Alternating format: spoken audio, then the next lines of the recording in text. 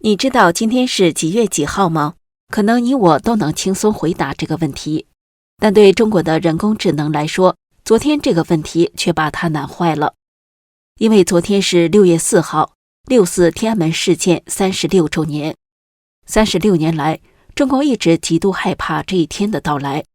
不惜动用举国之力，把这段历史连同记忆一同掩埋。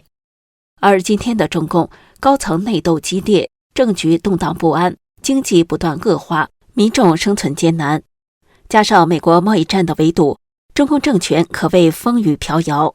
这种情况下，6·4这个敏感的日子只会让北京当局更加恐惧。您好，这里是希望世界要闻透视，我是王珍。今年的6·4，北京的天气是闷热的，政治气氛却更闷。天安门广场需要提前1天预约才能进入，地铁站出口人人都需要经过证件和人脸辨识查证，以致出入口挤满人潮。市区内一些路口警力增多，盘查往来的民众。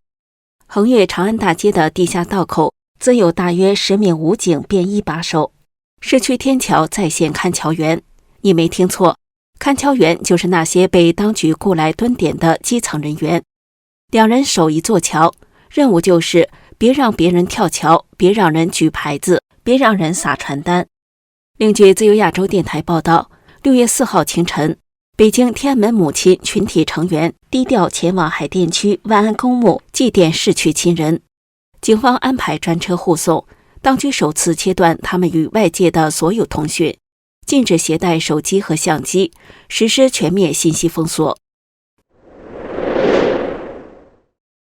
线下封锁已经够疯狂，线上的审查也毫不手软。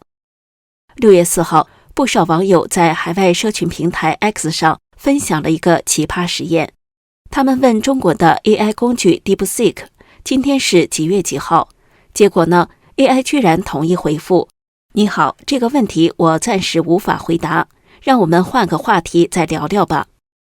就连说出6月4号这样简单的事实都不行，因为这一天对中共来说不存在，不能说，不能查，不能问，最好让所有人都忘了。但人们真的会忘吗？答案当然是否定的。除了海外各地风起云涌的种种纪念活动，在香港身陷囹圄的前香港支联会副主席邹幸彤日前在 Patreon 账号发文指，他会在6月4号继续在墙内以绝食36小时纪念这个日子，及重申我们的承诺。他表示，天安门母亲等了36年，仍未等到一句道歉，但他们从未放弃过向政府问责。问责除了是为自身求公道，也是为了阻止悲剧的永劫轮回。邹幸彤提到，愿我们能有前人的韧力和勇气，在这条未知终点的路途上，继续和所有国家暴力的受害者并肩同行，追究到底。邹幸彤被控违反港区国安法颠覆国家政权罪，迄今已被关押超过3年。6月4号当天，国际骇客组织匿名者6·4再次出手，他们宣布骇入了中外新闻网、中国企业新闻网、中国军方新闻 App、掌上国防等党政军网站，并植入了勿忘6·4与当年坦克车驶入北京镇压的照片，以及揭露6·4真相的文章，并提出结束一党专政、推行民主选举、恢复言论自由、保障新闻自由等4大诉求。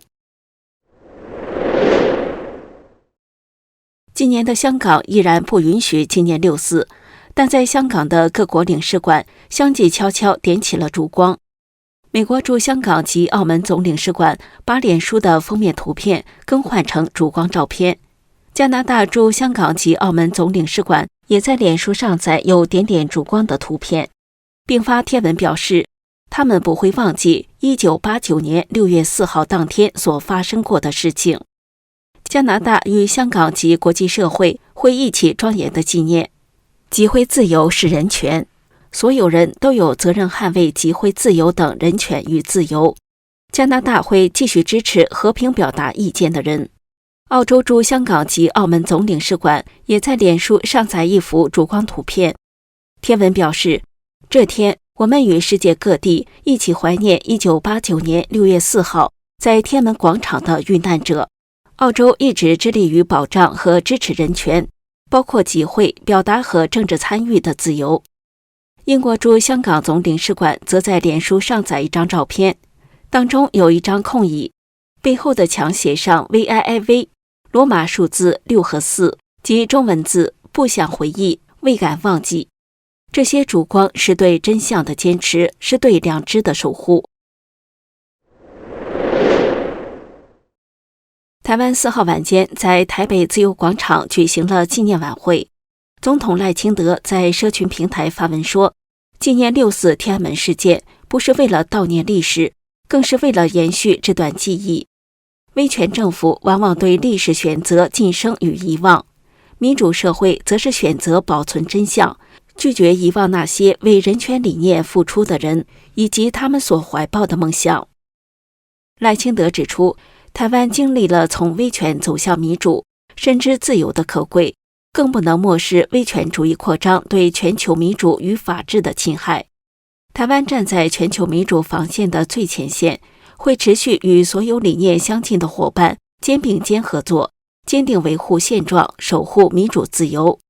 台湾不仅拒绝遗忘历史，更要在每一天落实核心价值，保持着自信与韧性，确保世世代代在自由的土地上成长茁壮。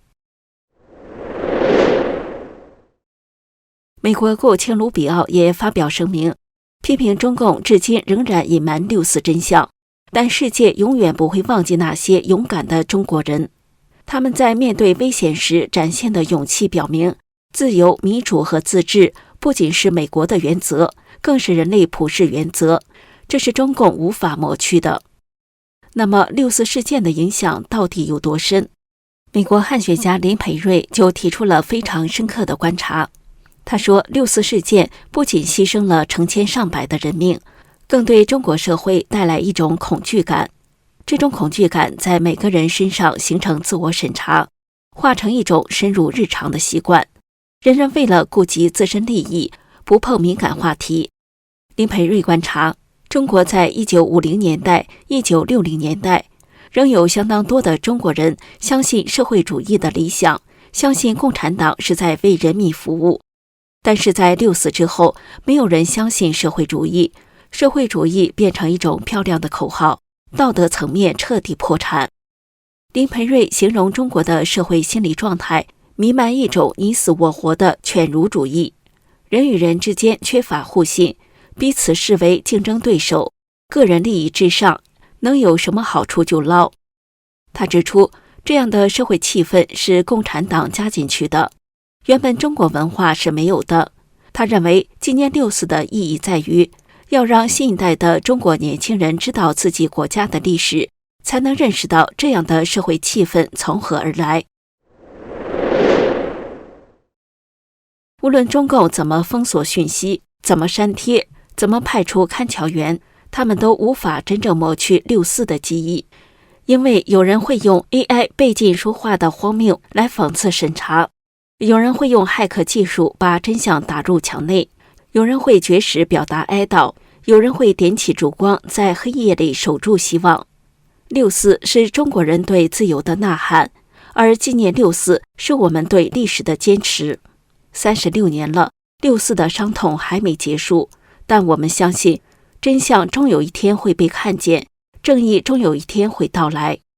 这里是希望世界要闻透视，感谢您的陪伴与思考，请订阅、分享并打开小铃铛，一起在动荡中坚守真相，在黑暗中点燃希望。